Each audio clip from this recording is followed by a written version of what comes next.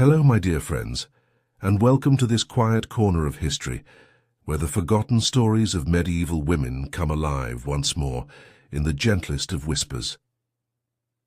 Tonight, we journey together through the shadows of the 14th century, through the narrow streets and dimly lit cottages where fear lived as a constant companion, where survival meant abandoning everything once considered pure, and where women, desperate and determined, turned to practices so strange and haunting that even now they seem almost impossible to believe.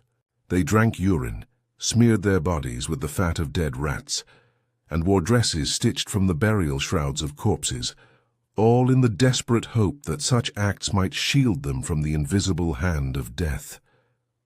The women who lived through the Black Death did not simply fight against disease, they fought against oblivion itself, clinging to superstitions as fragile as cobwebs, yet as unshakable as stone. They believed that animal blood, grave dust, and even a scream trapped inside a small fabric pouch could save them from the scythe of death that swung relentlessly through every village and town. Tonight, you will experience the most disturbing hygiene habits women followed to survive the Black Death, rituals born not from ignorance alone, but from a terror so profound that it reshaped the very meaning of cleanliness, purity, and faith itself. Before you settle deeper into your pillows and let the weight of the day slip away, take a moment to like this journey if it resonates with you, and consider subscribing if you find comfort in these long, wandering tales through the forgotten corridors of history. Let me know in the comments where you are tuning in from tonight, and what time it is in your part of the world, for it always brings me joy to see who is joining us from across the seas and continents, drawn together by the quiet pull of curiosity and the need for rest. Now dim the lights around you, perhaps turn on a fan for that soothing background hum, and let us embark on this journey together tonight, slowly, gently, and without haste. If water was once a symbol of purity, a reflection of heaven itself, in the stillness of a basin or the flow of a river, during the Black Death it became a symbol of fear so powerful that entire communities turned away from it as if it were poison. Women believed that to let water touch their skin was to invite the invisible death that killed without mercy, without reason, without warning. Across towns and villages, this belief spread like mist in the morning air, quiet but suffocating, seeping into every corner of daily life until it became an unspoken law that no one dared to break. In houses that smelled of damp straw and smoke, where the air was thick with the scent of unwashed bodies and the faint sweetness of decay, basins stood unused, gathering dust in corners where they had once been filled daily. The sound of water being poured was enough to make people uneasy, to send a chill down the spine of even the bravest among them. Bathing was whispered about as dangerous, even sinful, a reckless act that opened the gates of the body to forces no one could see or understand. Many went months without letting a single drop reach their skin, and some even longer than that, their bodies becoming landscapes of grime and soot, their hair matting into tangled ropes that hung heavy with oil and dust. It was said that water could open the pores and allow the disease to slip inside, to burrow deep into the flesh where no prayer or herb could reach it. The logic was simple and terrifying in its clarity, a cruel kind of wisdom born from watching. Neighbors collapse and die without warning, their bodies covered in swollen black sores that seemed to bloom overnight like cursed flowers. In a time when doctors spoke of bad air and corrupted humors, when even learned men did not understand the nature of contagion, people turned every act of cleanliness into an act of risk, a gamble with invisible forces that held life and death in their unseen hands. To bathe meant to expose the body to unseen forces that traveled on the wind, on the breath of strangers, on the very air itself.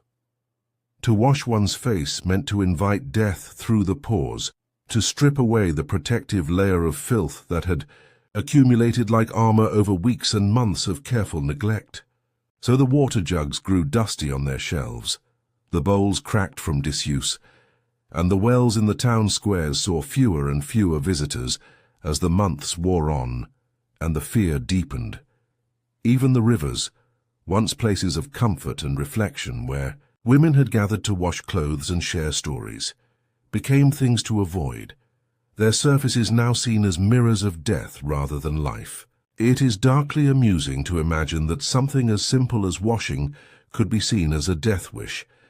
Yet in the context of that time, when every explanation for disease was rooted in superstition and ancient texts that spoke of humours and vapours, the fear made a kind of twisted sense.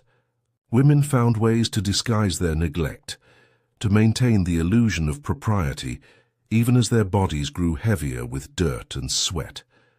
They powdered their faces with crushed herbs, rubbed dry cloth over their hands to remove the worst of the grime, and tied scarves around their hair to hide the oil and sweat that made it shine in the candlelight. The smell of unwashed bodies mixed with smoke from hearth fires until it became the scent of ordinary life, a perfume of survival that no one dared to criticize. Husbands stopped asking why their wives no longer washed.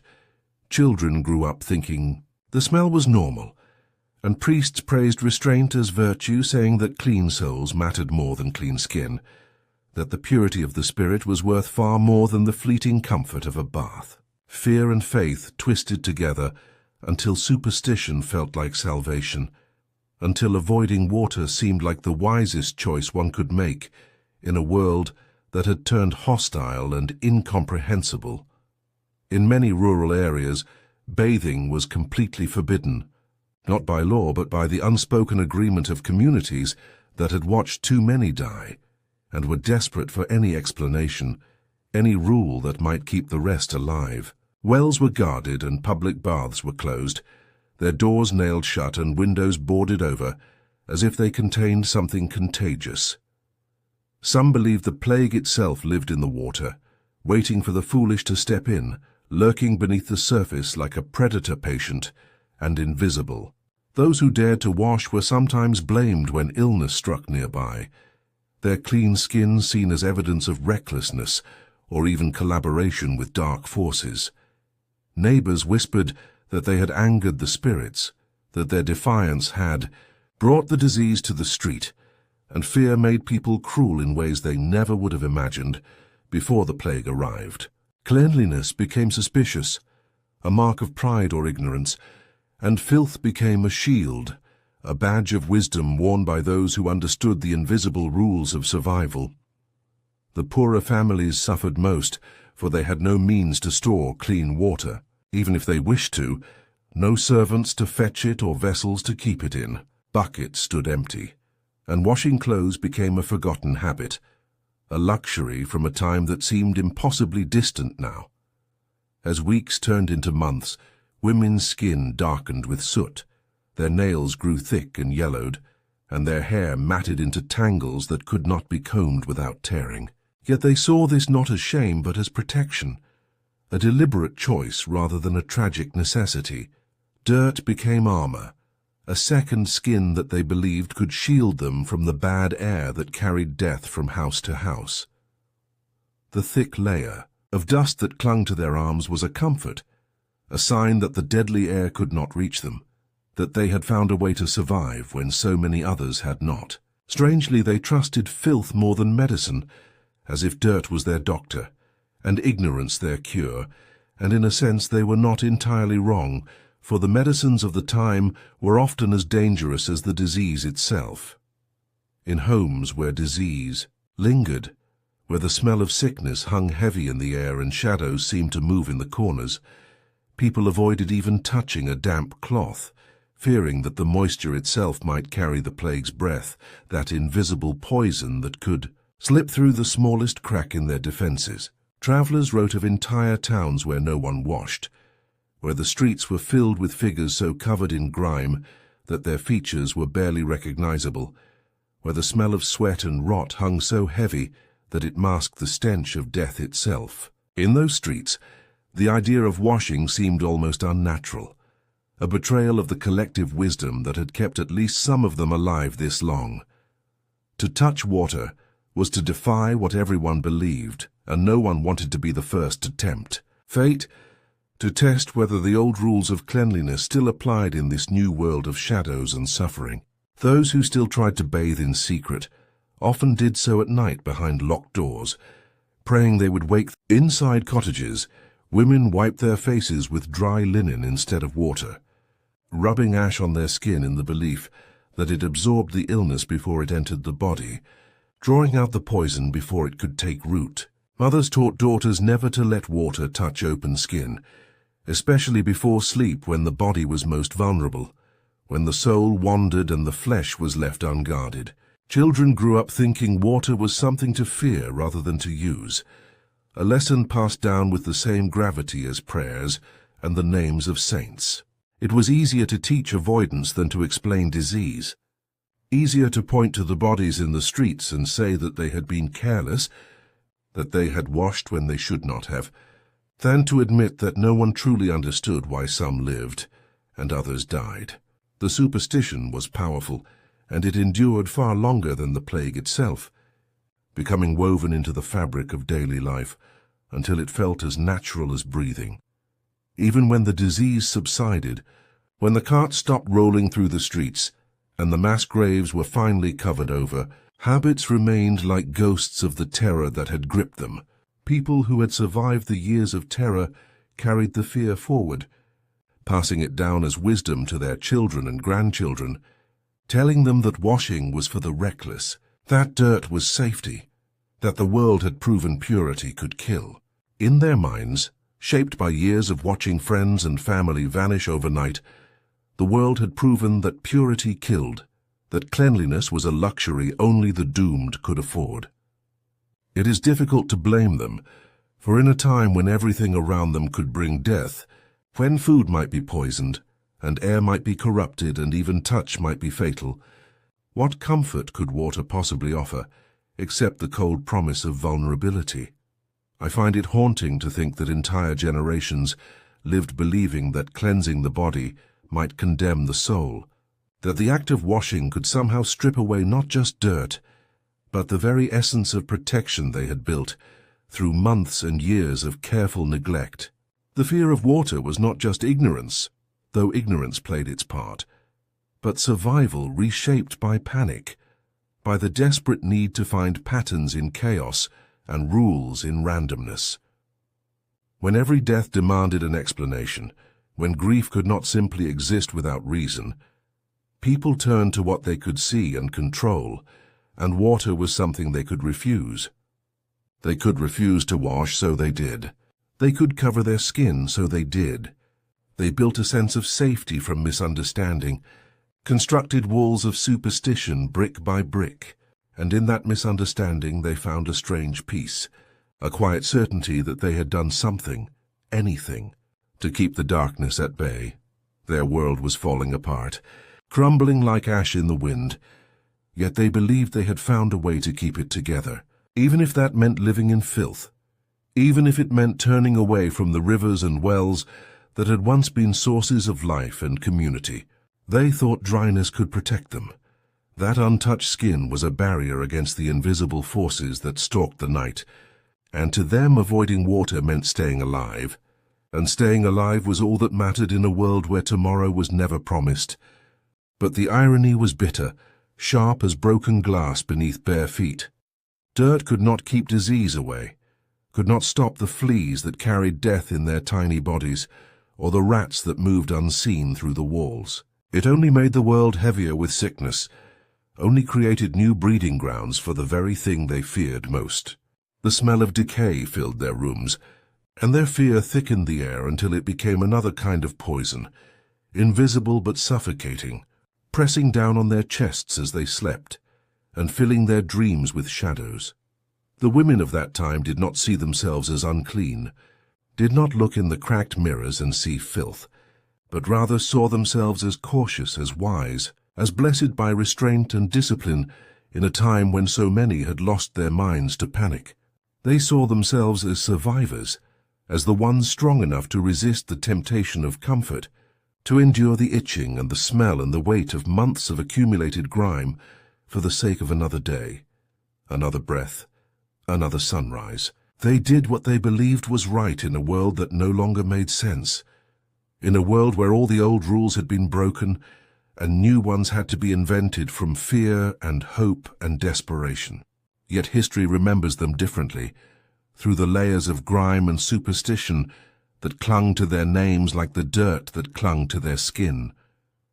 In their attempt to escape the plague, they built a new one within their walls, a slower plague of infection and disease, born from the very filth they believed would save them. Their fear was understandable, even human, perhaps the most human thing about them in that inhuman time. When faced with something unseen, something that killed without pattern or mercy, they turned against what they could touch, what they could control, and water became the enemy and purity the trap.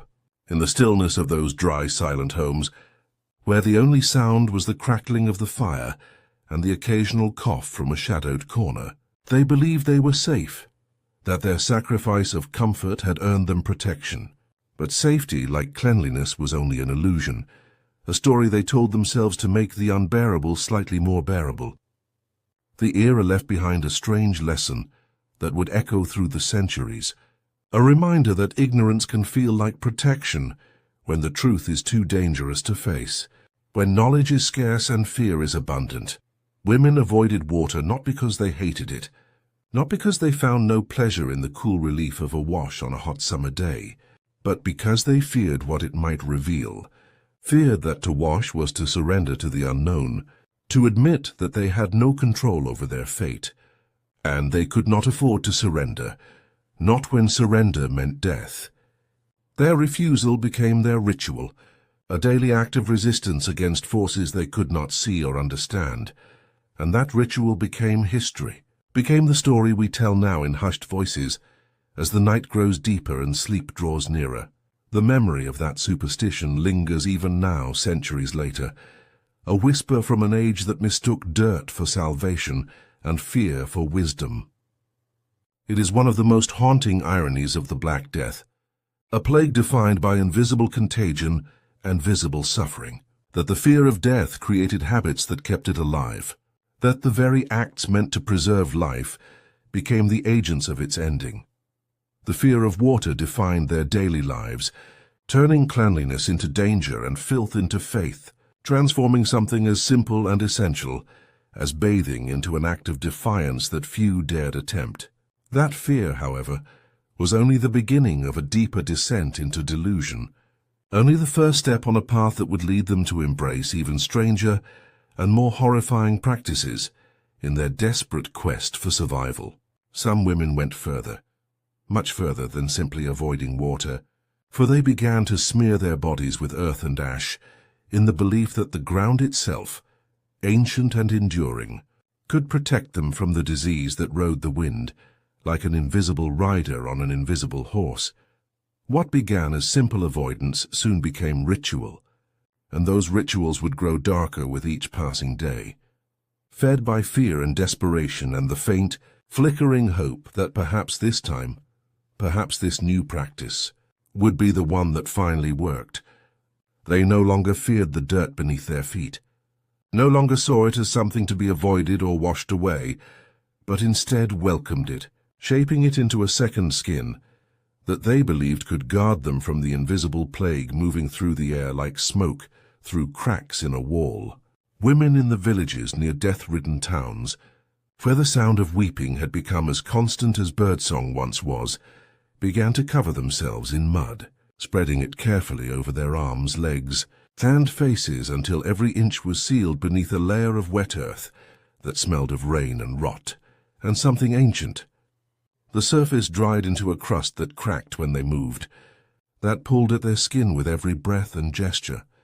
Yet the discomfort only deepened their faith in its power, for pain had become the currency of survival. To them, the tighter the mud clung, the stronger the protection it offered, as if the earth itself had wrapped them in an embrace that death could not penetrate. Beneath that hardened layer, their skin sweated and itched and burned. their pores clogged with particles of soil that trapped heat and moisture until infections bloomed like dark flowers beneath the crust. But they endured it with the calm of people who had accepted suffering as survival, who had learned that comfort was a luxury only the doomed could afford. The logic was cruel but simple, shaped by the same desperate reasoning that had turned water into poison.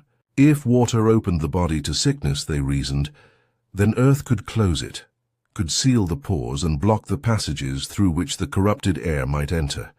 They believed the ground was sacred, that its weight could block the poisoned air that carried death between homes, like a messenger without mercy. Every handful of mud felt like a barrier between them and the grave, between the living and the dead, between hope and despair.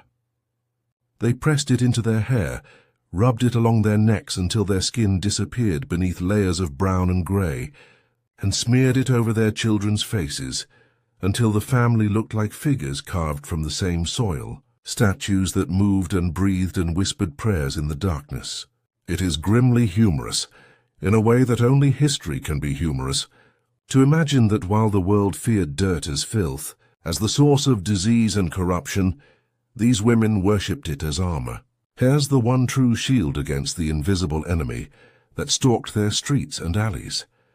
In some places they went further still, driven by a logic that twisted deeper with each passing week.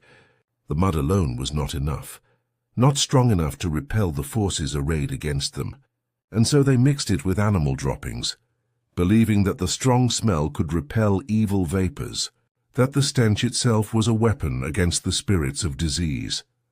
Some claimed the stench confused the spirits of the dead, keeping them from recognizing the living, making the women invisible to the eyes of death itself. The mixtures thickened as they dried, hardened, and began to crack off in sheets that revealed skin pale and tender beneath, skin that had not seen sunlight or fresh air in weeks. Women replaced the layers again and again, applying fresh mud over old, building up a shell that grew thicker with each application until the layers stacked like bark on a dying tree. When the crust became too heavy to move in, when their limbs grew stiff and their movements slow, they rested indoors wrapped in blankets that stuck to the damp surface, that became part of the armor themselves. The beds reeked of decay, of earth and waste and sweat, yet the air outside was still seen as worse, still seen as the greater threat. Those who watched this strange ritual did not mock it, did not laugh or turn away in disgust, but copied it. For fear is the most contagious thing of all, more contagious than any disease. The fear of breathing the wrong air was stronger than shame, stronger than the discomfort of living encased in mud and filth, stronger than the voices of priests who warned that such practices were against nature and God. In towns where the disease spread fastest, where bodies piled in the streets, and the living walked among them like ghosts among ghosts, the streets filled with figures cloaked in mud, their outlines dull and grey, their shapes barely human. They walked slowly, their clothes stiff from dried earth, their footsteps silent in the dust that covered everything like a shroud. If one were to compare this to modern times, it would be like coating the body in wet cement to survive a chemical attack, like building a prison around oneself and calling it safety. It sounds absurd, and perhaps it was absurd, yet in the shadow of death, where absurdity and wisdom had become impossible to distinguish, such actions made a kind of terrible sense. The mud had a certain comfort to it, a weight and texture that felt real and solid in a world that had become unreal and insubstantial. It gave weight to the body, a feeling of enclosure that felt almost safe, like being buried while still breathing, like being held by the earth itself. When death took neighbors and friends, when someone collapsed in the street or failed to wake one morning, the survivors blamed those who stayed clean, whispering that the air found them because they had nothing to hide beneath, because their skin was exposed and vulnerable. Fear replaced reason so completely that to wash was to tempt fate, to invite death to look more closely, and the idea of purity itself became dangerous, became something to be avoided at all costs. When someone dared to bathe, When a woman or child could no longer bear the weight of the filth and sought relief in water, others stayed away from them, muttering that water stripped the body's defense and invited the devil's breath inside. That cleanliness was a kind of nakedness before the plague. Women began to compete quietly over who had the thickest coating, whose mud lasted longest before falling away, whose commitment to the ritual was most complete. Families gathered earth from different places, each claiming their source was superior, each insisting that their particular soil held special properties. Some said mud from graves held the power of those already dead, souls who could shield the living from the same fate, who understood death and could negotiate with it on behalf of those still breathing. Others preferred the red soil near the fields, thinking it burned the air's poison before it reached the skin, thinking the color itself held some protective magic. The recipes varied from house to house, from village to village, but the faith was the same, universal and unshakable. Each handful was a small act of hope mixed with despair, a prayer spoken not with words, but with hands pressing earth against flesh. Inside their homes, where the windows were sealed and the doors rarely opened, the air grew heavy with rot, thick enough to taste. The walls darkened where their backs leaned, stained with the same mud that covered their bodies. Pots that once held water now stored thick grey sludge, kept warm by the fire so it would spread more easily. Children slept beside their mothers, the smell of manure and clay filling their dreams, becoming the scent of childhood, the perfume of survival. Rats crawled freely through the straw scattered on the floors, but no one chased them away, for the animals were thought to feed on the plague, to carry it out of the house in their bellies, where it could do no more harm. Dirt, droppings and fear became one endless mixture that defined their lives. That became as much a part of the home as the roof and walls. The practice spread so widely that it became normal, unremarkable, just another part of daily life in the time of death. The mud cracked and fell off in flakes, large pieces that clattered to the floor like broken pottery, and women gathered the pieces to reuse them, waste nothing in a time when everything was scarce. They crushed the fragments between stones, mixed them again with fresh soil and waste, and spread them back over their limbs in a cycle that seemed to have no end. Nothing was wasted, not even filth, not even the dried remnants of yesterday's protection. To remove the mud entirely felt dangerous, felt like stripping away the barrier that stood between them and death, like dismantling the only wall they had left. Something is haunting in how human beings can learn to love their prisons, when fear convinces them it is safety, when suffering becomes so familiar that it begins to feel like home. Months passed in this way, weeks blurring into months and months into seasons, and those still alive wore their hardened shells like proof of divine favor, like medals earned in a war against invisible forces. To outsiders, travelers who passed through on their way to somewhere less cursed, they looked monstrous, barely human, creatures of earth rather than flesh. To themselves, however, they were protected, chosen, survivors in a world of victims. Some even thanked the dirt aloud in their prayers, thanking it for sparing them, for holding them close when heaven seemed so far away. They could not see that the cracks in the mud were filled with bacteria, that the sores beneath the surface fed from the very layer meant to protect them, that the earth they worshipped was slowly poisoning them from the outside in. Pain was accepted as purification, as proof that the body was fighting, that the spirit was strong, and every new infection was mistaken for strength, for evidence that the ritual was working exactly as it should.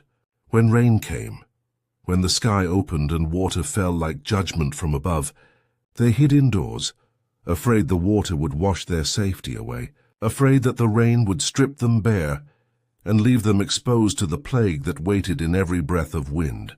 They waited for the storm to end before stepping out again, moving through the damp air like shadows of the living, like echoes of the people they used to be. By then, the mud had become more than a defense, more than a simple layer of protection. It was identity, a mark of who they were and what they had survived. The plague had stripped away everything else, family and faith and beauty and hope, but it left them their earth, left them this one last thing to cling to. The mud shielded them only in illusion, only in the stories they told themselves in the dark hours before dawn. It could not stop the air nor the fleas that carried death in their bodies, like tiny ships carrying invisible cargo. Yet wrapped in it, sealed beneath its weight, they felt they had done something, anything to survive, to take control in a world where control had become impossible.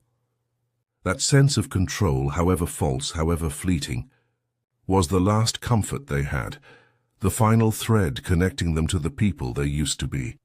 The women of the plague years wore the earth like skin, convinced that its weight was the weight of safety, that its smell was the smell of life continuing. It was not filth to them, not disgusting or shameful, but faith molded by terror into ritual, shaped by desperate hands into something they could hold on to when everything else had been taken away. Still, the air around them grew thicker with each passing day, and soon even the mud would seem too weak to stand against the invisible forces arrayed against them. Desperation would lead them to stranger defenses still, to protections born from ashes, and fear that refused to fade, to rituals that would make even the mud seem gentle by comparison.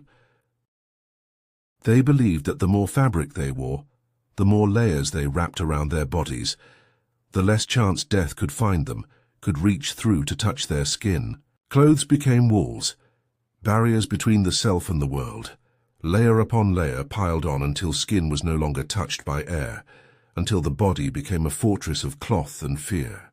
Women wrapped themselves in everything they owned, stacking gowns and underskirts and shawls until their movement slowed and their breath grew shallow, until simply walking across a room became an exhausting journey.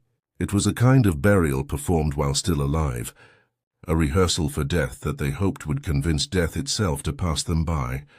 The weight was suffocating, pressing down on their shoulders and chests until each breath was a conscious effort, but the heaviness felt safe in a world where nothing else did. Beneath all that cloth, they imagined the plague could not reach them, could not find the flesh hidden under so many layers. The disease, they thought, might travel through air and touch, might move from person to person on invisible wings, but surely not through the barriers they had built from threaded faith and desperate hope. Each layer served a purpose in their minds, a specific function in the architecture of survival. The outer ones kept away the bad air, the corrupted vapors that carried death from house to house, while the inner ones held warmth and purity close to the body, keeping the spirit safe and the flesh protected. But warmth turned quickly into rot in the enclosed space between skin and fabric. Sweat soaked the cloth, dried and soaked again in an endless cycle, until it formed stiff crusts over the skin that cracked and pulled with every movement. The undergarments grew sticky, darkened with moisture and dirt, and the fabric stiffened until it felt more like armor than clothing. The smell of metal and decay filled every breath, so a constant reminder of the price of safety. It is grimly funny, in the way that only tragedy can be funny, to think that while they feared death in the open air, in the streets and marketplaces where the wind blew freely, they carried its scent on their bodies every day, wrapped it around themselves like a blanket, yet no one dared remove a single layer, for to undress was to undo protection, to expose the body to invisible harm that waited for any moment of weakness. Some garments were stitched closed, so they could not be taken off, sewn shut with careful stitches that turned clothing into a permanent second skin. Women asked neighbors to sew them in, believing that sealing the fabric shut would lock in their safety, would create a barrier that even the plague could not penetrate. The stitching became ritual, done with care and deliberation, often while reciting short prayers or whispering the names of saints long dead. Once trapped inside, once the final stitch was pulled tight and knotted, they felt a strange relief wash over them. The layers clung to them like armor, like the embrace of something larger than themselves, but the armor began to rot almost immediately. The damp cloth rubbed against the skin until sores opened beneath it, until the friction wore away the surface and left raw wounds that wept and bled.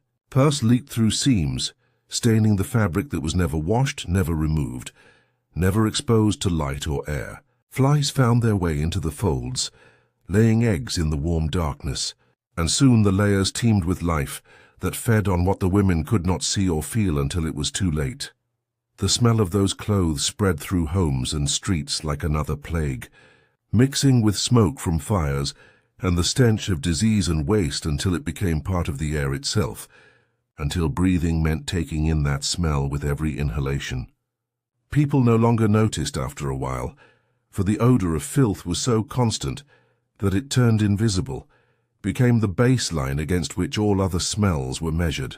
Women wore their layers while sleeping, while cooking, while praying, while tending to the sick and burying the dead. In summer heat, when the sun beat down mercilessly, the fabric trapped every breath of warmth until they felt like they were burning alive inside their cocoons of cloth. Yet they endured it with faith that suffering meant safety, that every bead of sweat and every moment of discomfort was purchasing another hour of life. In winter, when the cold crept in through cracks in the walls and the ground froze hard as stone, they felt the cloth stiffened with frost, felt ice crystals forming in the outer layers, and still refused to loosen even a single tie or button. The barrier had to remain whole, complete and unbroken, even if their bodies broke beneath it, even if the weight crushed them slowly day by day. The poorest women reused the same dresses for years, for they had no others, no alternatives, no choice. When one layer tore, they patched it with another, sewing scraps of fabric over holes until the original garment disappeared beneath a patchwork of repairs. Some used scraps taken from the dead, not out of disrespect or ghoulishness, but out of desperation and the practical knowledge that the dead no longer needed their clothes.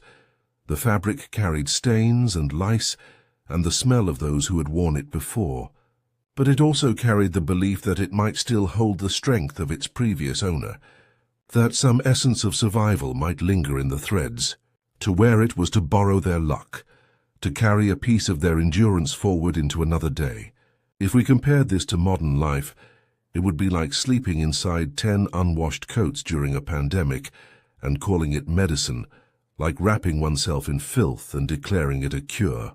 The absurdity reveals how easily fear makes people confuse harm with protection, how desperation can twist even the most basic acts of self-care into something dangerous and destructive.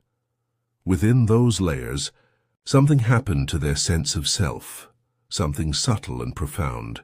Their bodies were hidden, shapes lost beneath the folds, identities dissolved into the collective mass of fabric. Some women said they no longer recognized their own reflection when they caught a glimpse of themselves in water or polished metal, said they saw only a moving bundle of cloth where a person used to be.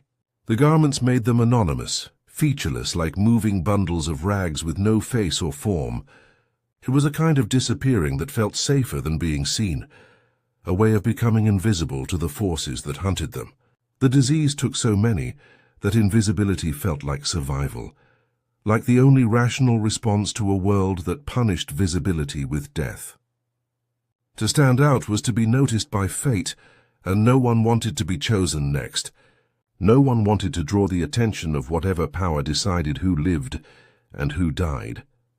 As months passed and the layers grew heavier and more firmly attached, the fabric began to merge with the skin beneath it, in ways both physical and psychological. Sores healed over threads, fusing flesh and cloth together in a grotesque union, and the pain became constant, a dull reminder of life that never quite faded. When a woman died, when the plague finally claimed her despite all her precautions, the layers often had to be cut away with knives, peeled back like the rind of some strange fruit. Gravediggers spoke in hushed voices of finding bodies still wrapped tight, the inner garments black and wet with decay, the outer ones dry and grey with dust. Death did not have to search for them, did not have to work hard to claim them. It simply waited inside the folds they had built, patient and inevitable. It is disturbing to imagine how something meant to preserve life could so easily become a shroud worn in advance, how protection could transform so smoothly into a prison.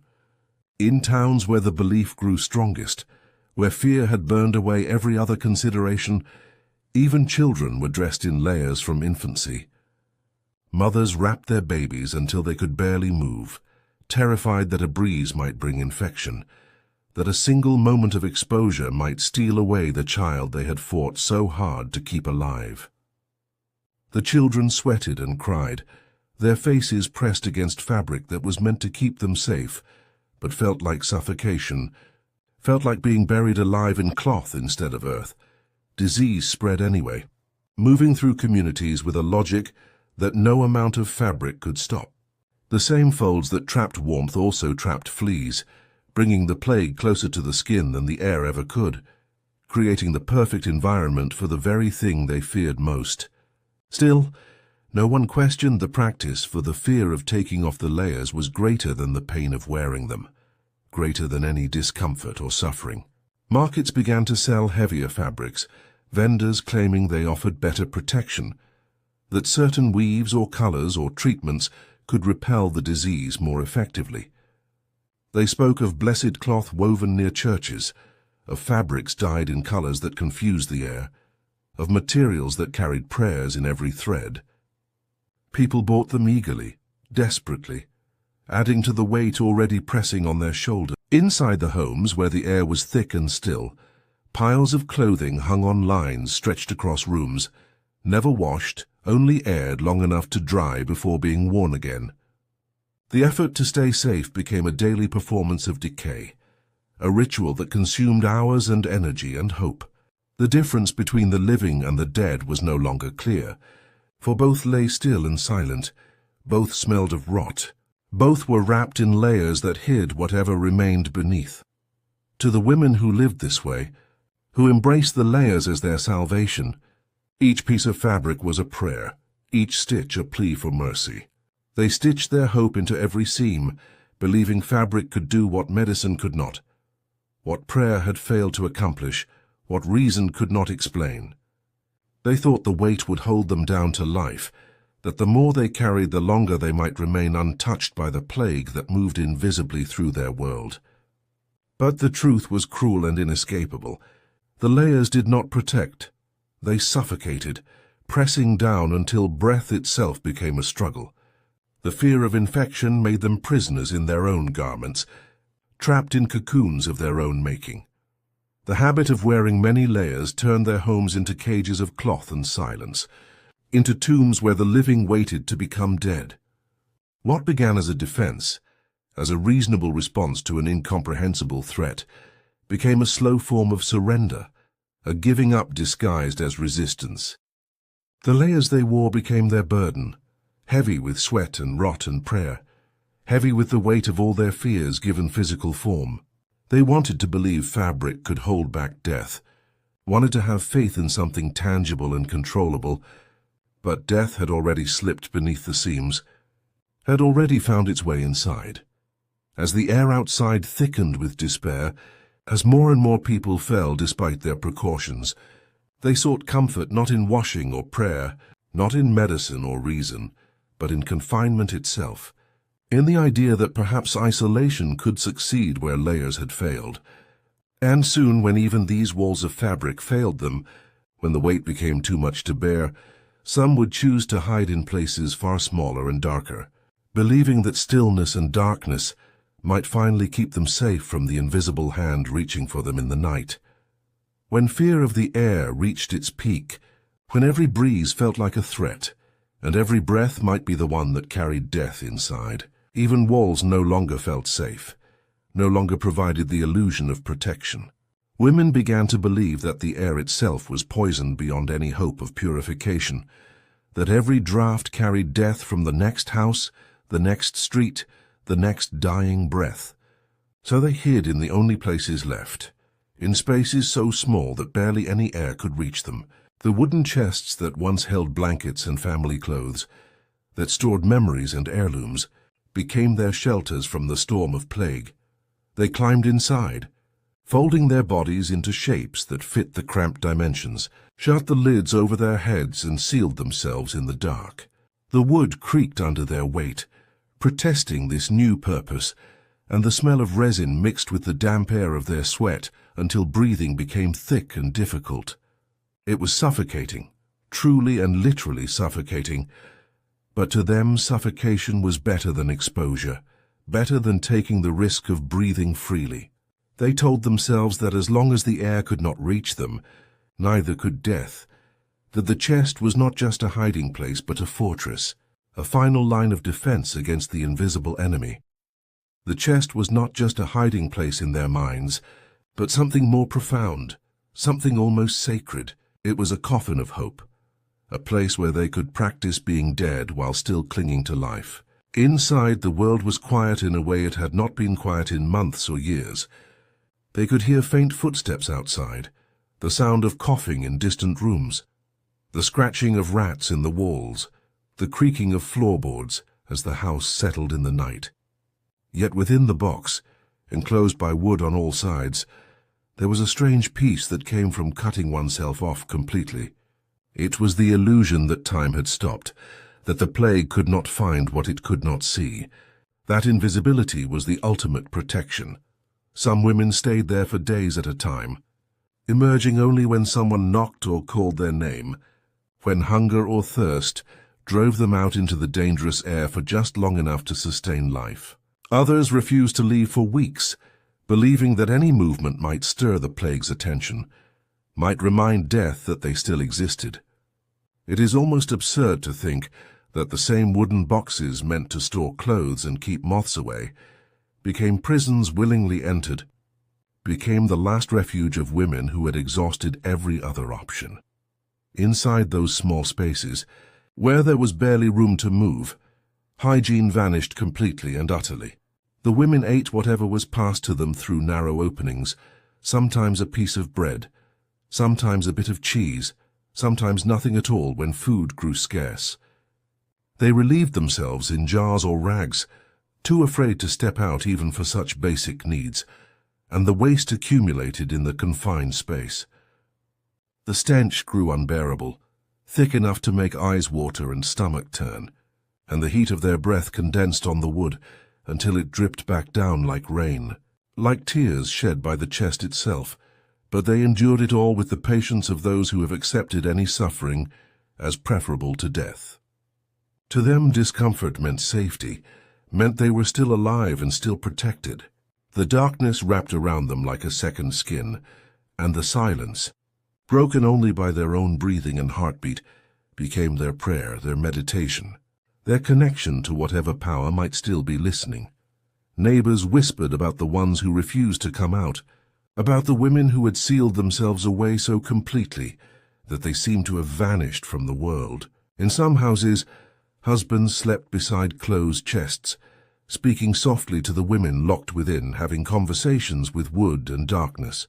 In others, families simply waited, leaving food nearby until it disappeared through a small crack, proof that life still persisted in that wooden tomb. Death was outside, they said, and the chest was the only barrier left, the final wall between existence and oblivion. If we compared it to modern times, it would be like hiding in a closet for weeks during a virus outbreak, believing that stillness itself could save you, that by making yourself small enough, you might slip through the cracks of fate. It sounds irrational, sounds like madness, yet in the chaos of the Black Death where reason had long since failed, stillness was a form of survival, was one of the few things still within human control. As time passed in those dark confines, some began to decorate their hiding places, to make them more than just shelters. They placed small icons of saints inside, images of Mary or Christ or favorite martyrs, hung pieces of cloth that smelled of incense to cover the smell of waste and sweat, and kept candles burning low, just bright enough to cast shadows but not bright enough to consume much air. The chest became sanctuary, half prison and half chapel, a place where the physical and spiritual merged in the darkness. The act of hiding was no longer just fear, but had transformed into faith, into a belief that within these confined walls, their prayers reached God faster. That being enclosed in wood instead of air brought them closer to heaven somehow. Women believed that within these small spaces, surrounded by darkness and their own breath, They were protected not just physically but spiritually, that the chest itself had become a holy space. When one of them died inside, when the breathing stopped and the faint movement ceased, the chest was sometimes buried as it was, lid shut and nails hammered tight with the body still curled inside. It was the final proof that isolation and death had become the same thing, that the refuge had become a tomb, without anyone noticing the transition. Others took the practice even further, motivated by different fears. They sealed themselves inside not only to escape sickness, but to escape grief, to escape the sight and sound of the world falling apart. Outside, the air was filled with wailing and the sound of carts carrying bodies to mass graves, with the endless tolling of bells and the cries of those still searching for lost family members. Inside the chest, there was silence. Blessed silence that drowned out all the horror. The mind trapped in darkness found strange comfort in not seeing the world decay, in not having to witness each new death or hear each new scream. For those who had lost everything, who had watched everyone they loved disappear into the ground, the chest was not just safety, but escape from sight, from smell, Some women passed their days in prayer, counting rosary beads by touch in the darkness, their fingers moving over each bead like a lifeline connecting them to something beyond the wooden walls. Others scratched marks into the wood to measure time, carving lines for each day or night, though after a while the days blurred together and the marks became meaningless. Weeks blurred into months for some, though this seems impossible, and their skin softened and broke from constant moisture. Their hair tangled into knots that could never be combed out. Their fingernails bent and cracked against the walls when they shifted position.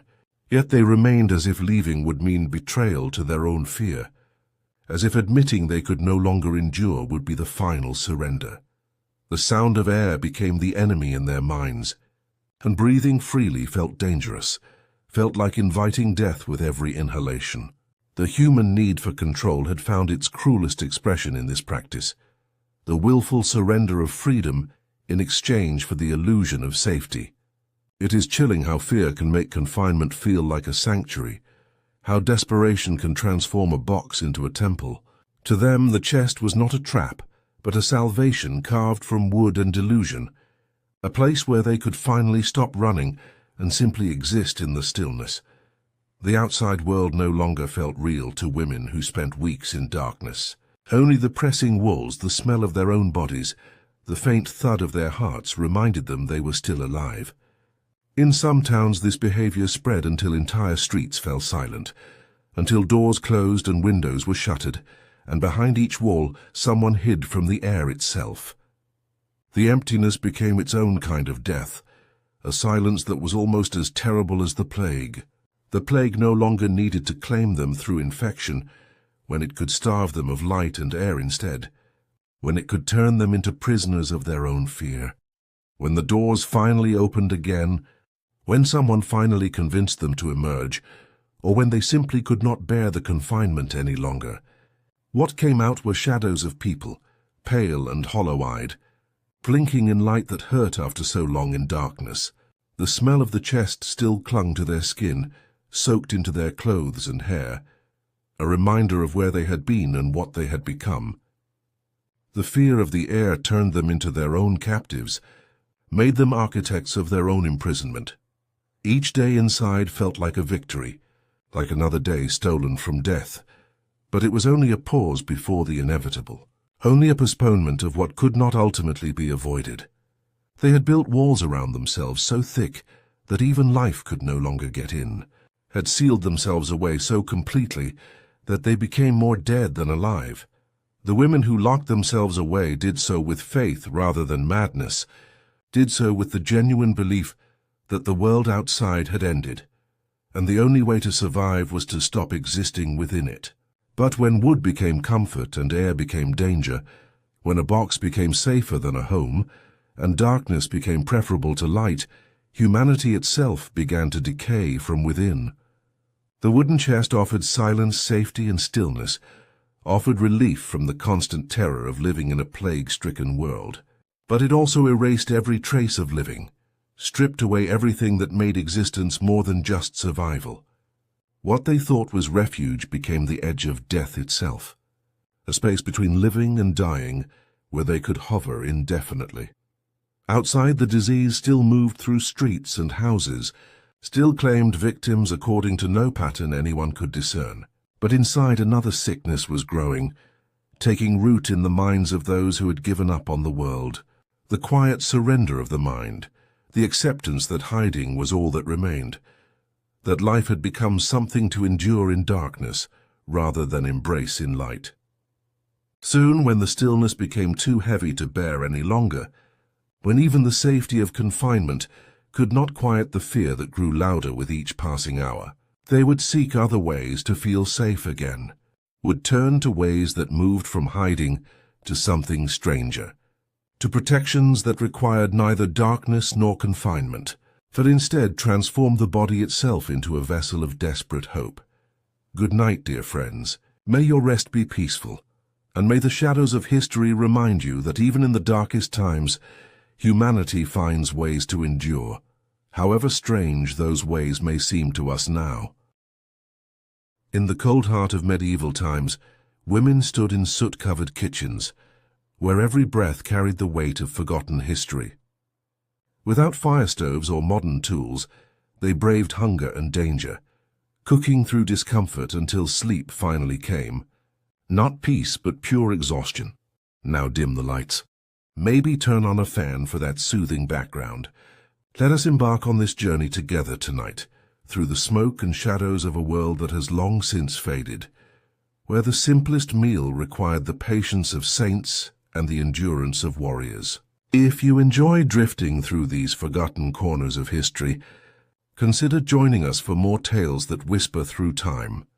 Close your eyes and imagine this: a stone floor beneath your feet, cold and uneven, worn smooth by generations of footsteps that came before you. The walls around you are thick, built from rough-hewn stone that holds the chill of winter deep within its bones, and the ceiling above is low, darkened by centuries of smoke that has nowhere else to go. There are no windows here, or if there are, they are small, narrow slits that let in only the faintest thread of daylight, barely enough to see by, never enough to warm the space. This is the medieval kitchen, and this is where women spent their lives, bent over fires that offered heat but demanded everything in return. The fire itself is not what you know. There is no stove with burners you can twist on and off, no oven with a temperature dial, no microwave to reheat yesterday's meal. The fire here is an open hearth, a pit of stone or clay set into the floor or built into the wall, and it burns constantly, day and night, because letting it die means starting over, and starting over means striking flint and steel until your hands ache, blowing on embers until your lungs burn, feeding it, kindling and waiting, always waiting for the flames to catch, so the fire never dies. It smoulders through the night, watched over by someone who cannot afford to sleep too deeply, and in the morning it is coaxed back to life with dry wood and patience. Always patience. The smoke from this fire does not rise neatly up a chimney, because chimneys in many medieval homes do not yet exist. Instead, the smoke drifts upward toward the ceiling, where it pools and swirls, searching for escape through cracks in the roof or through that narrow window slit. And in the meantime it fills the room with a thick, acrid haze that stings your eyes and coats your throat. Breathing here is not easy. Every inhale is tinged with the scent of burning wood, of grease that has dripped into the flames, of herbs and onions charring at the edges, and after years of this your lungs grow heavy. Your cough becomes constant, and the soot settles into your skin until you wear it like a second layer, dark and permanent. But the fire, for all its cruelty, is everything. It is warmth when winter freezes the water in the buckets by the door. It is light when the sun sets early, and the candles are too precious to burn. It is the only way to cook, the only way to boil water, the only way to transform raw ingredients into something that can sustain life. And so the women who tend this fire do so with a reverence born of necessity, feeding it carefully, adjusting the logs to control the heat, because too much flame will burn the bread, and too little will leave the stew cold and the meat raw. Imagine kneeling beside this fire now, your skirts pulled tight around your legs to keep them from catching a stray spark, your face flushed red from the heat, your hands already blistered from the work. In front of you hangs a heavy iron pot, suspended from a chain that dangles from a hook embedded in the wall or from a wooden beam above. This pot is your most valuable tool, your constant companion, and it is never truly clean.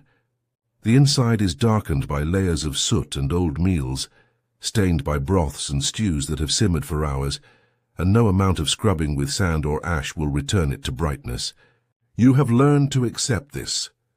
Cleanliness, in the way you might imagine it, does not exist here. There is no soap that cuts through grease, no running water to rinse away the residue.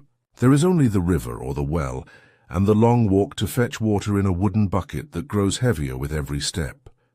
To cook a simple stew, you must begin hours before anyone will eat. First, you must have water, and water must be carried. You make your way outside, where the air is sharp and cold, where frost clings to the grass if it is winter, or where mud squelches beneath your shoes if it is spring. The well is deep and the rope is rough in your hands, worn smooth in some places and frayed in others, and you lower the bucket slowly, listening for the distant splash. Then haul it back up, arm over arm, until the weight of it makes your shoulders burn. You pour this water into your pot, and you return to the well again and again, until the pot is full enough to cook for your family, and by the time you are finished, your back aches and your fingers are numb. Now the water must be heated, and this takes time. The fire beneath the pot is not strong enough to bring it to a boil quickly, so you wait, tending the flames, adding wood when they grow weak, stirring the water occasionally, as if this might speed the process, though you know it will not. While you wait, you prepare the ingredients, and this too is a task that requires patience and care. The vegetables you will use are not the crisp, bright produce you might find in a modern market. They are root vegetables mostly, pulled from the cold ground outside, covered in dirt that must be scraped away with a knife or your fingers. Carrots, turnips, parsnips, onions, leeks, perhaps a handful of dried peas or beans that have been soaking overnight in another pot. These vegetables are not always fresh. If it is late winter, they are the last survivors from the autumn harvest, stored in a dark cellar where the air is damp and the rats scurry unseen, and some of them are soft, beginning to rot, their skins wrinkled and spotted. You cut away the bad parts, salvaging what you can, because waste is not something you can afford. Every scrap of food has value, every handful of grain, every wilted leaf. The meat, if there is meat, is another matter entirely. Meat is a luxury for many, reserved for special occasions or for the tables of the wealthy.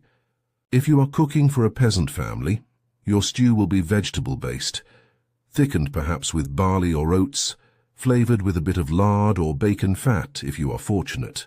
But if there is meat, it is not the neatly packaged cuts you might expect. It is a chunk of something tough and sinewy, butchered at home or bartered from a neighbor, and it comes to you with bones and gristle and fat still attached. You do not trim it neatly. You cannot afford to. Instead, you chop it roughly with a heavy knife, and you throw it all into the pot, bones and all, because the bones will add flavor and richness to the broth, and when the stew is done, you will fish them out and gnaw on them, sucking out the marrow, wasting nothing.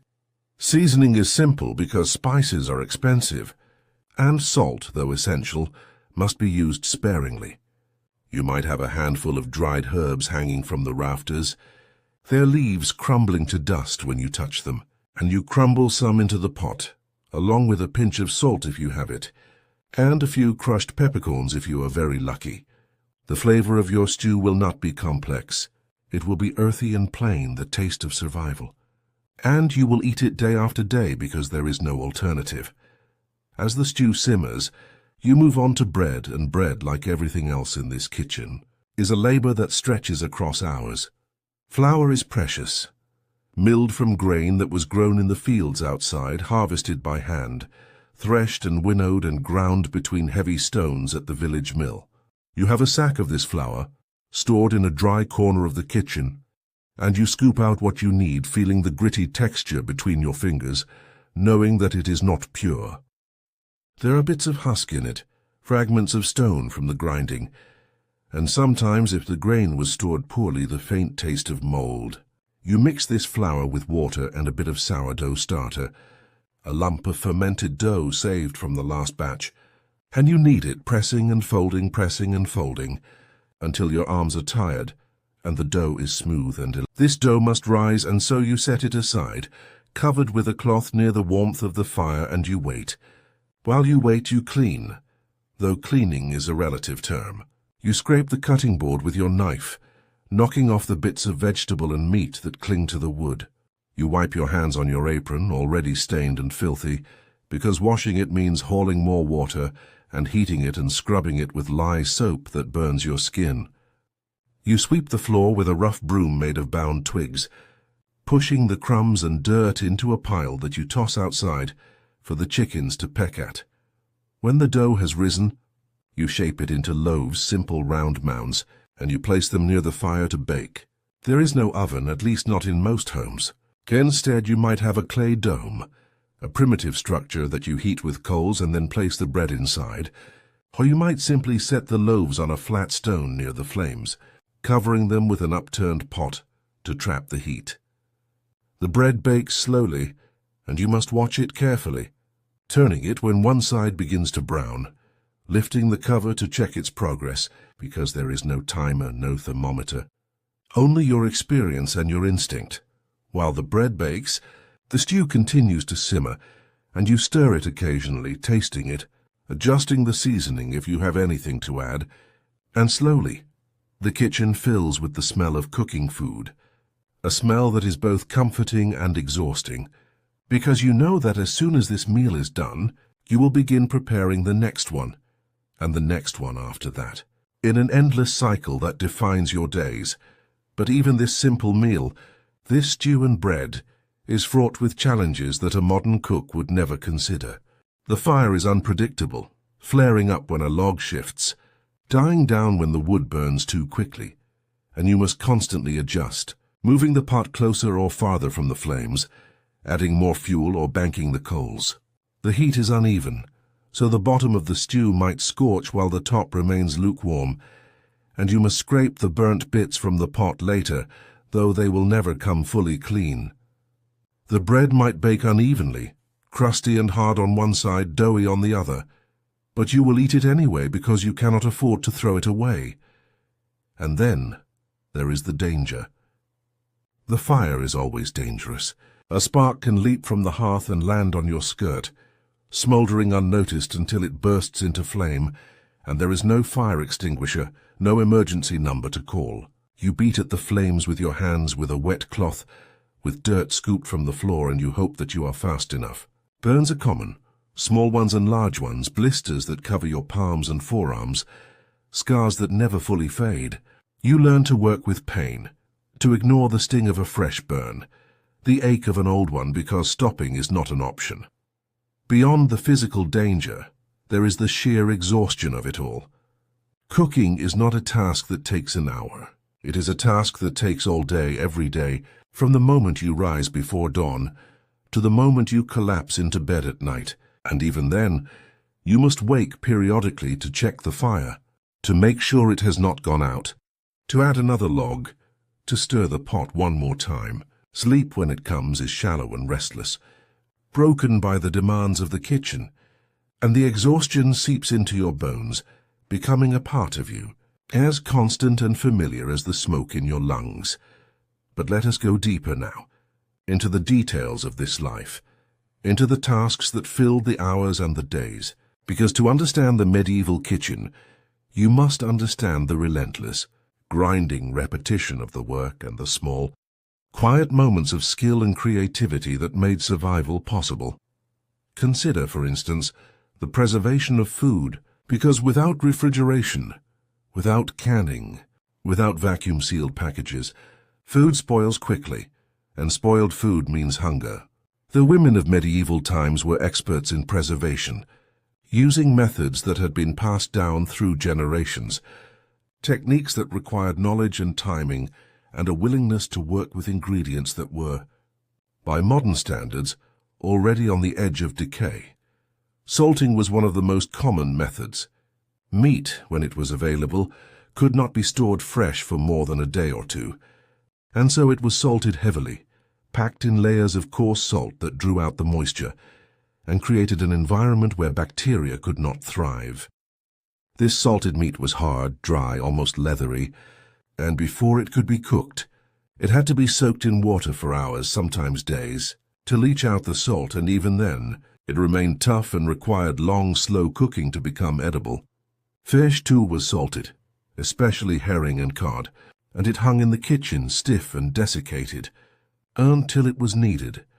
Smoking was another method, and for this you needed a smokehouse, a small structure with a fire pit at the bottom, and hooks at the top where meat or fish could hang, absorbing the smoke for days or weeks until it was thoroughly cured.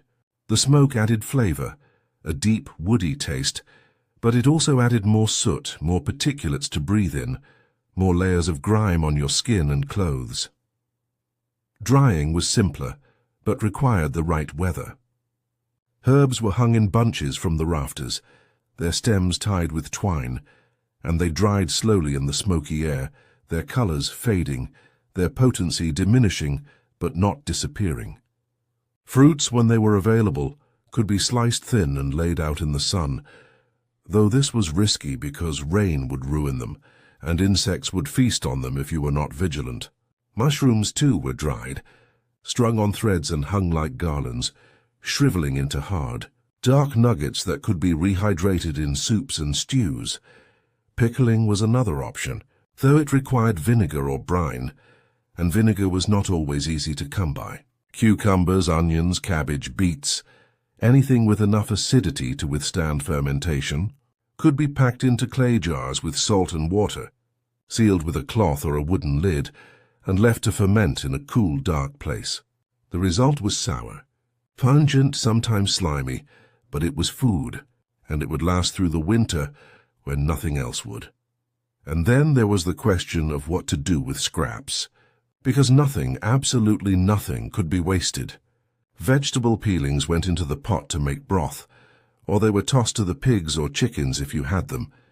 Bones were boiled again and again, each time yielding a weaker broth, until they were so brittle they could be crushed and fed to the animals or scattered in the garden as fertilizer. Fat was rendered, melted down and strained and stored in jars. Because fat was fuel, it was flavor. It was the difference between a dry crust of bread and one that could be fried until it was crispy and golden. Stale bread was soaked in water or broth until it softened, then mashed into a kind of porridge, or it was used as a thickener for stews, or it was cut into cubes and dried again to make croutons that could be stored indefinitely. Even the ashes from the fire had a use. They were collected carefully and mixed with water to create lye, a caustic substance that could be used to make soap, though this soap was harsh and stripped the skin, leaving it raw and cracked. Lye could also be used to cure certain foods, to soften tough grains like corn, or to preserve eggs, which were packed in a mixture of ash and salt and stored in clay pots, emerging months later with a rubbery white and a creamy yolk that tasted faintly of sulfur. The medieval kitchen was a place of alchemy, in its way, a place where the humblest ingredients were transformed through heat and time and skill into something edible, something that could sustain life for another day. But it was also a place of profound inequality, because the kitchen where a peasant woman worked was vastly different from the kitchen in a noble's castle, and the food that each produced reflected this divide. In the castle kitchen, there were more hands to share the work, a hierarchy of cooks and scullery maids and boys who turned the spits and carried the water. There were larger fires, sometimes multiple hearths, and more tools, more pots, more knives, more ingredients.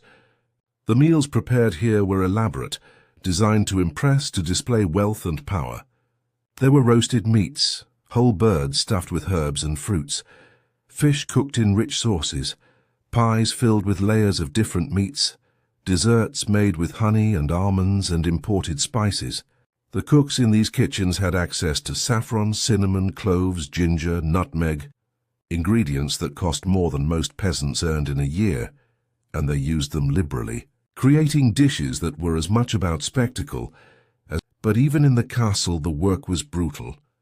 The heat was more intense because the fires were larger, and the hours were longer because there were more meals to prepare, more guests to feed, more demands from the lord and lady.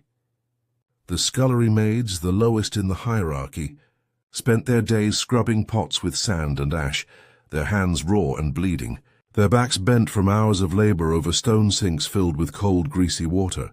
The boys who turned the spits stood as close to the fire as they could bear, their faces red and sweating, their arms aching from the constant rotation, and sometimes, if they were not careful, their clothes would catch fire, and they would be beaten for their carelessness, even as they nursed their burns.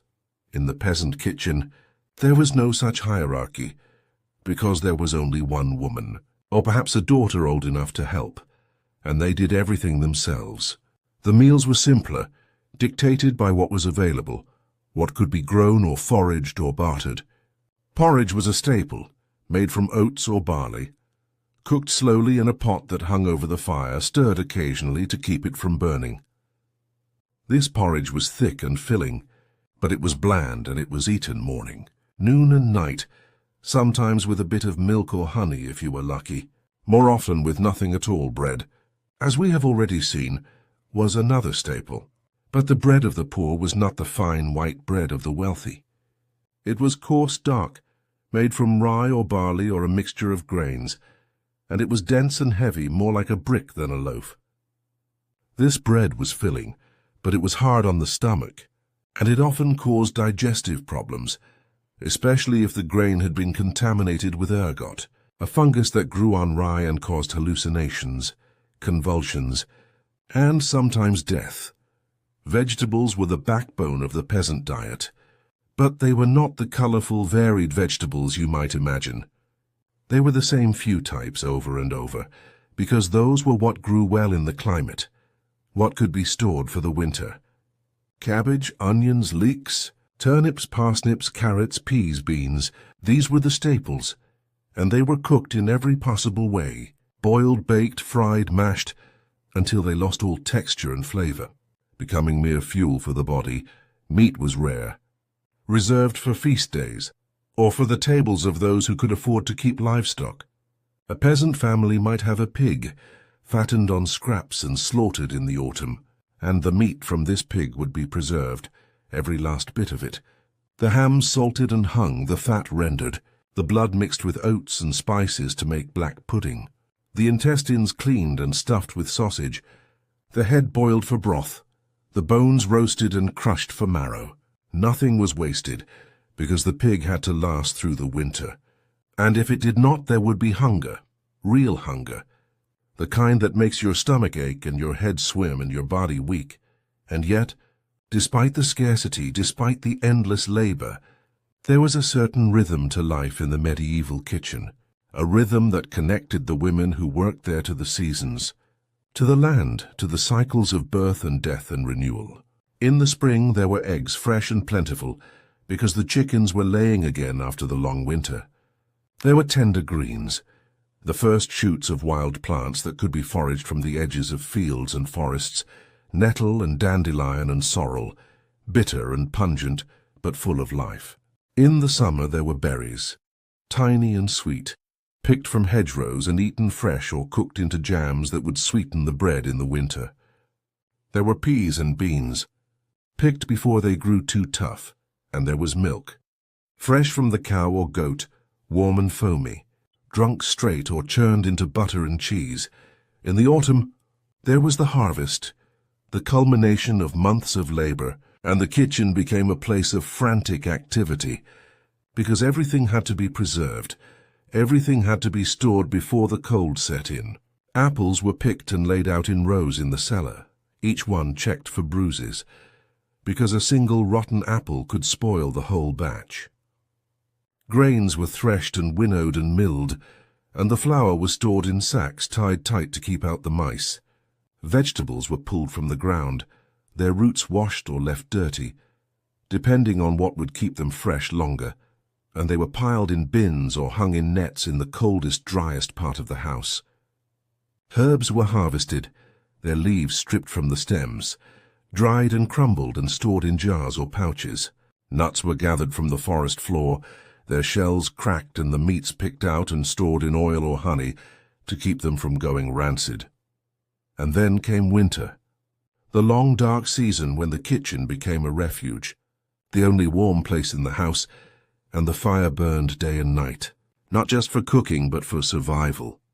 The meals in winter were monotonous, the same stews and porridges, the same bread, the same preserved meats and pickled vegetables, but they were eaten gratefully, because they were all that stood between life and starvation. The women who cooked these meals did so in near darkness, because candles and lamp oil were too precious to burn during the day, and the weak winter sunlight that filtered through the narrow windows was barely enough to see by. They worked by feel, by memory, by instinct, their hands moving through the familiar motions, stirring, kneading, chopping, even as their bodies cried out for rest, sleep. In the winter was a precious thing, but it was never enough. The fire had to be tended, the pots had to be stirred, the children had to be fed, and there were always chores, always tasks that could not wait. The women of medieval times slept when they could, in short bursts, their bodies exhausted, but their minds always alert, always listening for the sound of the fire dying down, for the cry of a child, for the knock at the door that might signal danger or disaster. And yet, for all the hardship, for all the exhaustion, there was a kind of quiet pride in this work, a knowledge that what they did mattered, that without them, their families would starve. Their homes would fall into chaos. The medieval kitchen was a place of creation, where raw ingredients were transformed into meals, where hunger was held at bay, where life, against all odds, continued. The women who worked in these kitchens were not celebrated. They were not remembered in the history books, not honored with statues or songs. They were invisible, their labor taken for granted, their skills passed down from mother to daughter in silence, in the flicker of firelight, in the steam rising from a pot.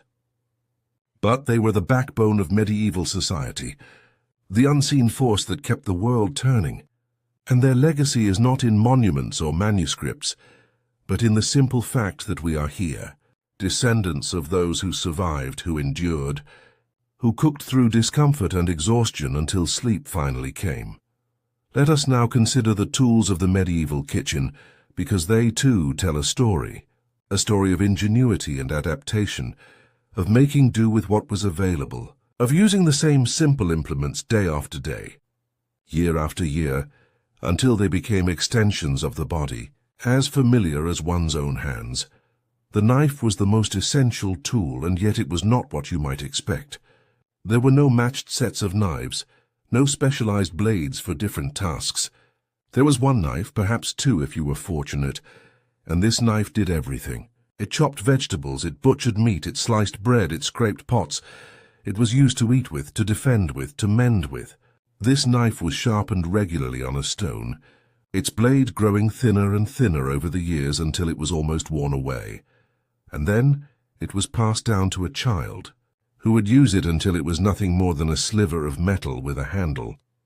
The cutting board was a thick slab of wood, scarred and stained, its surface rough with knife marks, and it was never truly clean, because there was no way to clean it properly. It was wiped down with a damp cloth, scraped with the knife, left to dry by the fire, but the bacteria and the grease and the bits of old food remained, embedded in the grain of the wood, and every meal prepared on this board carried with it the traces of 100 meals before. The pots and pans were heavy, made of iron or clay, and they were precious because replacing them was expensive. An iron pot might last a lifetime or even several lifetimes if it was cared for properly. But this care was minimal. The pot was not washed with soap and water. It was wiped out with a cloth, rinsed with hot water if water was available, and then hung back over the fire where the heat would kill whatever bacteria remained. This pot was never empty. There was always something simmering in it.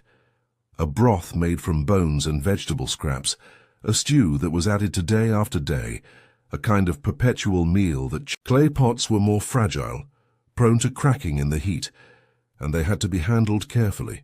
They were used for storage, for pickling, for baking, and they were sealed with wax or cloth to keep out the air.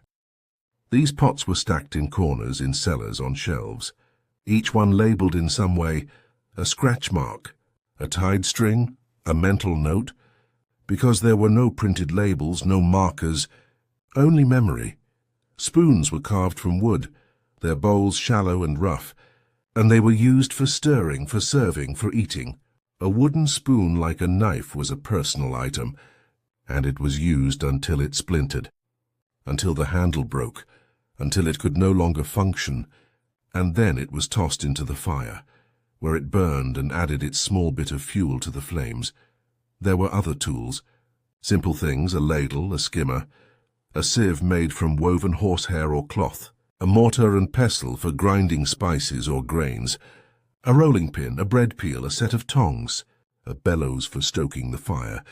Each of these tools was handmade, crafted by a blacksmith or a carpenter, or by the woman herself, and each one was used until it could no longer be used, and then it was mended, repaired, improvised, because buying a new tool was not an option.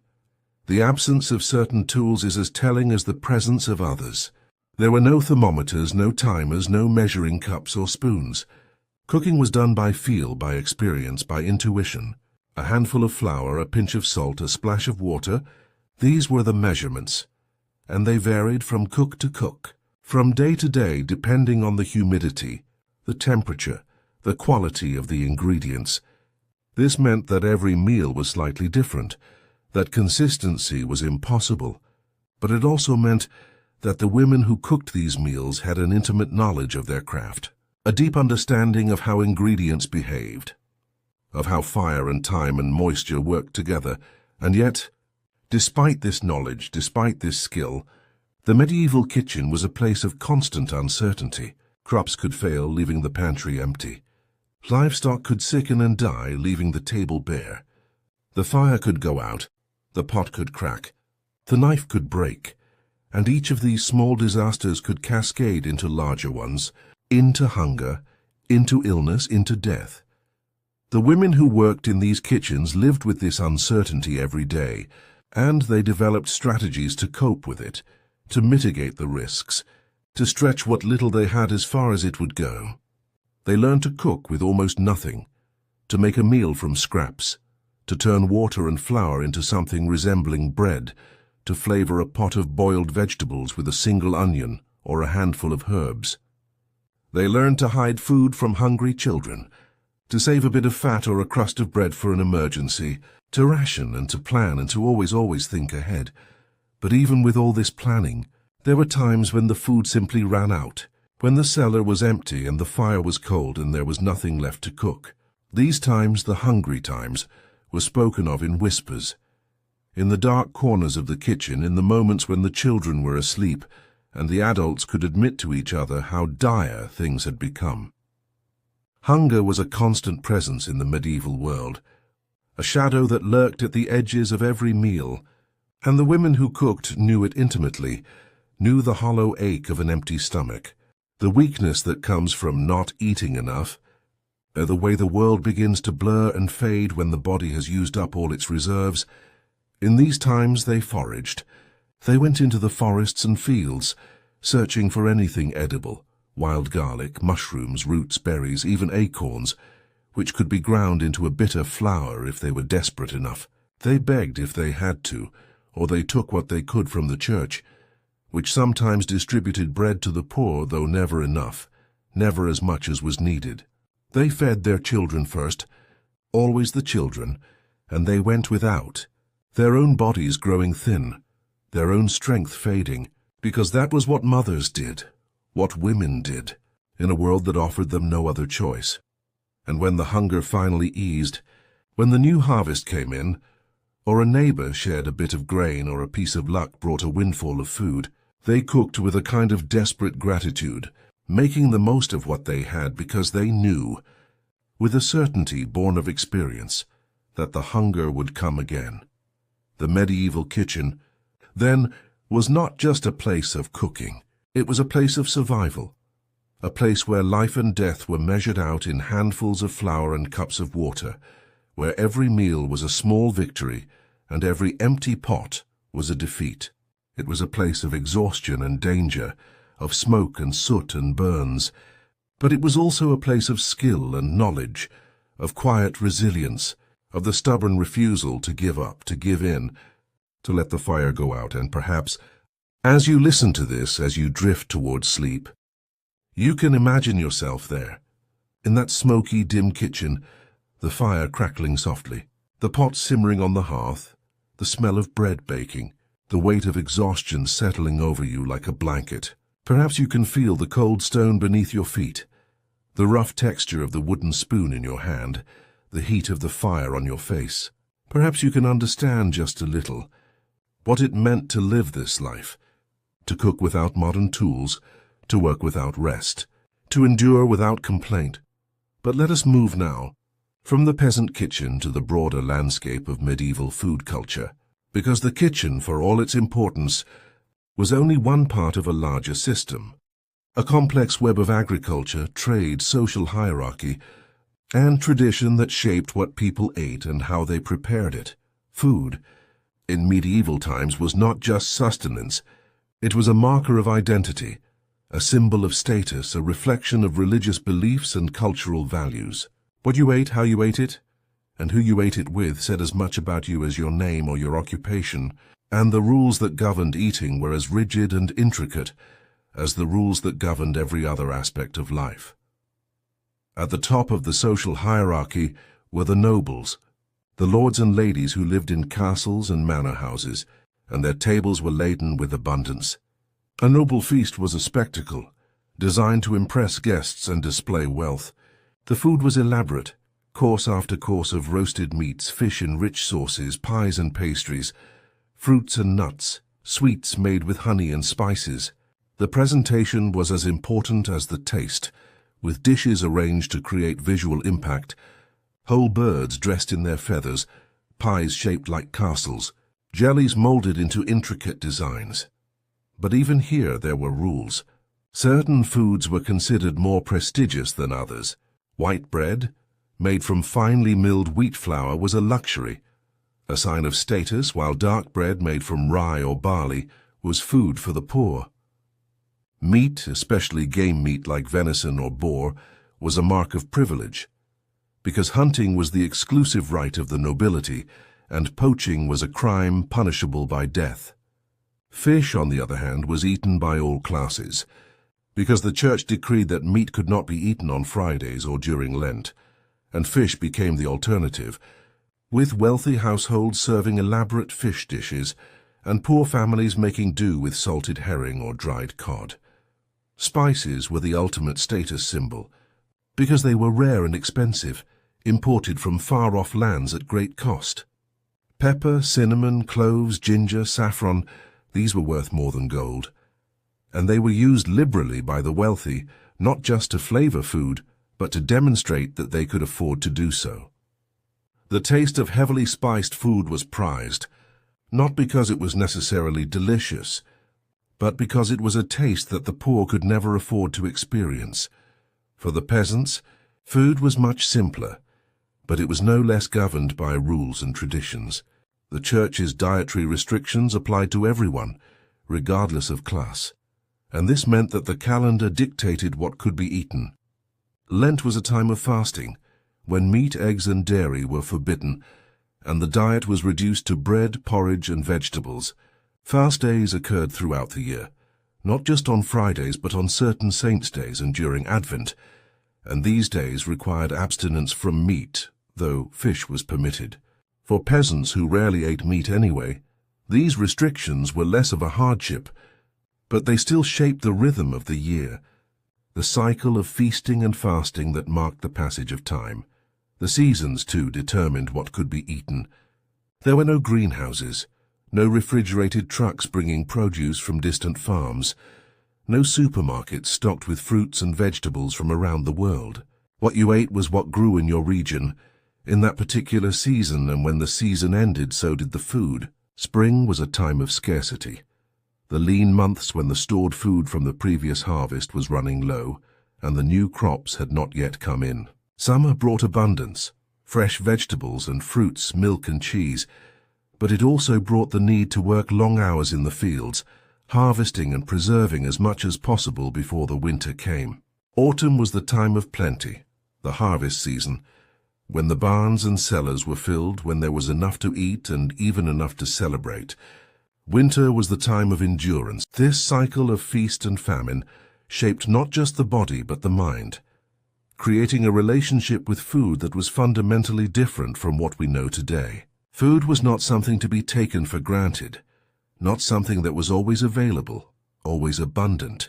It was precious, hard-won, and the act of eating was an act of survival, a daily negotiation with scarcity and uncertainty. And yet, within this framework of scarcity, there was also creativity, a willingness to make the most of what was available, to turn the humblest ingredients into something nourishing, even something delicious. The women who cooked in medieval kitchens were masters of improvisation, adapting recipes to fit what they had, substituting one ingredient for another, creating new dishes from leftovers and scraps. Consider, for example, the many ways to use stale bread. Bread, as we have seen, was a staple, but it went stale quickly, and stale bread was not wasted. It could be soaked in broth or milk to soften it, then mashed into a kind of pudding or gruel. It could be toasted over the fire until it was crispy, then crumbled into soup as a thickener. It could be cut into cubes and fried in fat, creating croutons that could be stored and used later. It could be mixed with eggs and milk and baked into a custard, or it could be layered with fruit and honey to make a simple dessert. Or consider the use of offal, the internal organs of animals, which were prized in medieval times in a way that they are not today. Liver, heart, kidneys, intestines, these were not seen as inferior cuts of meat, but as valuable food, rich in flavor and nutrition. They were cooked in stews, grilled over the fire, stuffed and baked, and they were eaten with relish, because nothing could be wasted, and every part of the animal had value. Even the blood of slaughtered animals was used, mixed with oats or barley and spices to make blood pudding, a dish that was hearty and filling. Though its appearance and texture were not appealing by modern standards, this blood pudding was fried or baked, sliced and served with bread, and it was a common food eaten by peasants and nobles alike. The medieval diet, then, was not just about survival. It was about resourcefulness, about making use of everything, about finding ways to create variety and flavor within the constraints of what was available. It was a diet shaped by necessity, but also by tradition, by the collective knowledge of generations of women who had cooked these foods before, who had learned what worked and what did not, and who had passed this knowledge down through the silent, unrecorded medium of daily practice. And perhaps, as we continue this journey through the medieval kitchen, as we explore the labor and the skill and the endurance that defined this world, we can begin to see not just the hardship, but also the beauty, the quiet dignity of lives lived in close connection to the land, to the seasons, to the rhythms of nature. These were lives of exhaustion, yes, but also lives of purpose, lives where every task mattered, where every meal was an achievement, where the simple act of feeding your family was an act of love and of survival. Let us turn now to the question of water, because water in the medieval kitchen was not the simple, taken for granted resource that it is in the modern world. Water was essential, needed for cooking, for cleaning, for drinking, but obtaining it was a task that required time and effort, and the quality of the water was often questionable, a source of concern and sometimes of danger.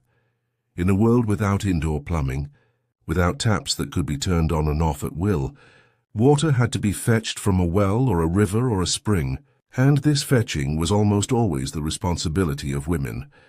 The well might be nearby in the center of the village, or it might be a long walk away, and the journey had to be made multiple times a day because water was needed constantly. The bucket was heavy, made of wood or leather, and when it was full it was even heavier. the water sloshing and spilling as you walked, soaking your skirts and your shoes, making the path slippery and treacherous. In the winter, the well might freeze, and you would have to break the ice with a stick or a stone, chipping away at the surface until you could lower the bucket. In the summer, the well might run dry, and you would have to walk even farther to a river or a stream, and the water you brought back would be cloudy, full of silt and debris, and it would have to be left to settle or strained through a cloth. Before it could be used, this water was not clean, not by modern standards. It was contaminated with bacteria, with parasites, with the runoff from farms and villages, and drinking it could make you sick, could cause dysentery or cholera or a host of other illnesses. People knew this in a vague, intuitive way, even if they did not understand the science behind it, and so they avoided drinking water whenever possible, preferring instead to drink ale or cider or wine, which was safer because the alcohol killed many of the pathogens. But ale and cider and wine were not always available, and when they were not, you drank water and you hoped for the best. Boiling the water made it safer, and women who cooked learned to boil water as a matter of course, not just for cooking but for drinking, though they might not have understood why this helped. They simply knew that boiled water was less likely to make them sick, and so they boiled it, and they drank it hot. Or they let it cool and drank it lukewarm, because cold water was a luxury that required ice, and ice was something that only the wealthy could afford. Cut from frozen lakes in the winter and stored in deep ice houses insulated with straw. Cleaning with water was another challenge, because water, even boiled water, was not enough to cut through grease and grime. Soap existed, but it was harsh, made from lye and animal fat, and it was used sparingly because making it was a labor-intensive process. The lye was created by mixing wood ash with water and letting it sit until the ash had leached its alkali into the liquid, and this lye was then mixed with rendered fat and boiled until it thickened into soap. This soap was rough on the skin, stripping away the natural oils and leaving the hands red and cracked, and it was used only when necessary, for washing clothes or scrubbing floors, not for washing hands or bodies on a daily basis. Most cleaning was done with sand or ash, scrubbed into pots and pans and cutting boards with a rough cloth or a handful of straw, and the results were adequate, if not perfect. The pots remained stained, the cutting boards remained scarred, but they were functional, and that was all that mattered. The lack of clean water, the lack of effective soap meant that hygiene in the medieval kitchen was minimal. Food was prepared with hands that were not washed, on surfaces that were not clean, with tools that were not sanitized, and yet, somehow, people survived. They built up immunities to the bacteria that surrounded them, or they succumbed to illness, and those who survived were the ones who passed on their genes, creating a population that was, in some sense, adapted to this environment. But the toll of this lack of hygiene was real. Food poisoning was common, and so were infections, and so were diseases that spread through contaminated water and unwashed hands. Life expectancy was short, not just because of wars and famines, but because of the cumulative effect of living in a world where cleanliness was an unattainable luxury, and where every meal carried with it the risk of sickness. And yet, the women who worked in these kitchens did their best with what they had. They washed their hands when they could. They scrubbed their pots when they could. They boiled their water when they could. And they carried on day after day, because there was no other option, because the work had to be done, because their families depended on them. Let us now consider the social aspect of the medieval kitchen, because cooking, for all its solitary, repetitive nature, was also a communal activity, a way of connecting with others, of sharing knowledge and stories and support. In a village, the women often cooked together, or at least near each other, their kitchens adjacent, their fires visible through open doors or windows. They would call out to each other as they worked, sharing news, asking for advice, borrowing a cup of flour or a handful of salt. They would help each other with large tasks, like butchering a pig or baking bread in a communal oven, which was often located in the center of the village and used by multiple families. This communal oven was heated with a large fire, and when the fire had burned down to coals, the bread was placed inside, each loaf marked with a distinctive pattern so that its owner could identify it. The women would gather around this oven, waiting for their bread to bake, and they would talk, sharing gossip, offering support, forging bonds that were essential in a world where survival often depended on the willingness of neighbors to help each other. These bonds were not just social, they were practical, a kind of informal insurance system, where you helped your neighbor in times of plenty, knowing that she would help you in times of scarcity. If a family had a good harvest, they might share some of their grain with a neighbor whose crop had failed. If a woman was sick, her neighbors would bring food, would help with her chores, would watch her children.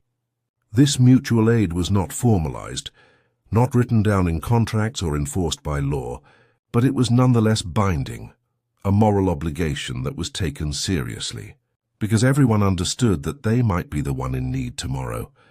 In wealthier households, the kitchen was a place of hierarchy, as we have already seen, with a head cook who directed the work and a staff of assistants who carried out her orders.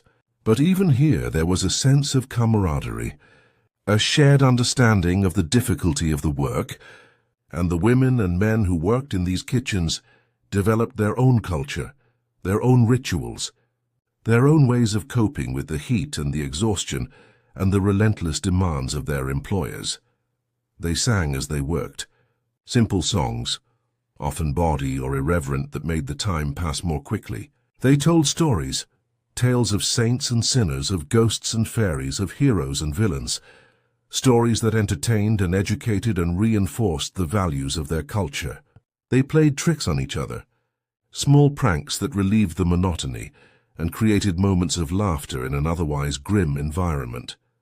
And they took pride in their work, despite the hardship, because they were skilled and they knew it.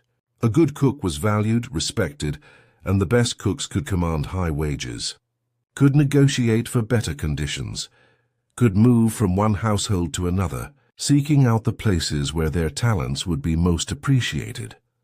These cooks were artists in their way, and the meals they created were their masterpieces, ephemeral works of art that existed only for the moment they were eaten, but no less beautiful for their brevity.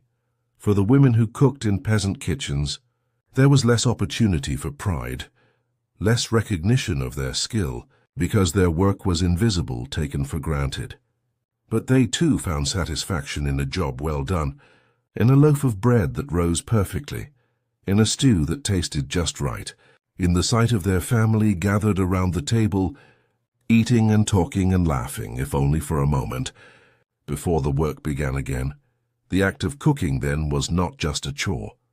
It was a way of caring for others, of expressing love and concern, of creating moments of comfort and connection in a world that was often harsh and unforgiving.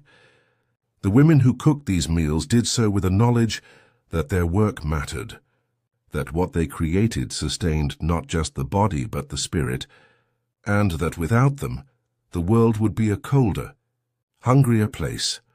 As the fire burns low and the night deepens, as you drift further into sleep, let us return one last time to that medieval kitchen, to the woman who stands before the fire, her face lit by the flickering flames, her hands moving with practiced ease, stirring the pot, checking the bread, adjusting the logs. She is tired, so tired, her body aching, her eyes heavy, but she does not stop, because the work is not done, because there is always one more task, one more thing that needs her attention. And yet, in this moment, there is a kind of peace, a quiet acceptance of the life she has been given, of the work she has been born to do. She knows that tomorrow will be the same as today, that the fire will need to be tended, the water will need to be carried, the food will need to be cooked, and the day after that will be the same, and the day after that, stretching forward into a future that holds no promise of change, no hope of ease. But she also knows that she is not alone, that there are other women in other kitchens doing the same work, enduring the same hardships, and that together they form a kind of unspoken sisterhood, a community of labor and endurance that stretches across time and space. She knows that her daughter will learn these skills, will stand where she stands, will tend this fire and cook these meals, and that her daughter's daughter will do the same, passing down the knowledge, the resilience, the quiet strength that has sustained women for generations. And perhaps, in some small way, she finds meaning in this, finds purpose in the simple act of survival, in the knowledge that because of her labor, her family will eat, will live, will carry on, and that this, in the end, is enough. The fire crackles softly, the pot simmers, the smell of bread fills the air, and the night wraps itself around the kitchen like a blanket, soft and dark and full of shadows. The woman's eyes close for just a moment, her head nodding forward, and she allows herself this brief rest, this stolen moment of peace, before she opens her eyes again and returns to the work. Because the work never ends, but neither does she, and in this endless cycle of labor and rest, of exhaustion and endurance, there is a kind of beauty, a kind of grace, that deserves to be remembered, to be honored, to be carried forward into the future, so that we do not forget the women who came before us, who cooked without modern kitchens, who lived without comfort, who endured without complaint, and who in their own quiet way shaped the world we live in today. Sleep now, as they slept, with the weight of the day pressing down, with the knowledge that tomorrow will bring more of the same, but also with the hope that rest, when it comes, will be deep and restorative, and that in the morning you will rise again, ready to face whatever comes, because that is what they did, and that is what we do, and that is what it means to survive. The kitchen grows quiet, the fire dims, the shadows deepen, and in the silence you can almost hear the echo of those ancient footsteps, the soft rustle of skirts, the quiet murmur of voices, the steady rhythm of work that defined so many lives. And as you drift deeper into sleep, let those echoes carry you. Let them wrap around you like a lullaby.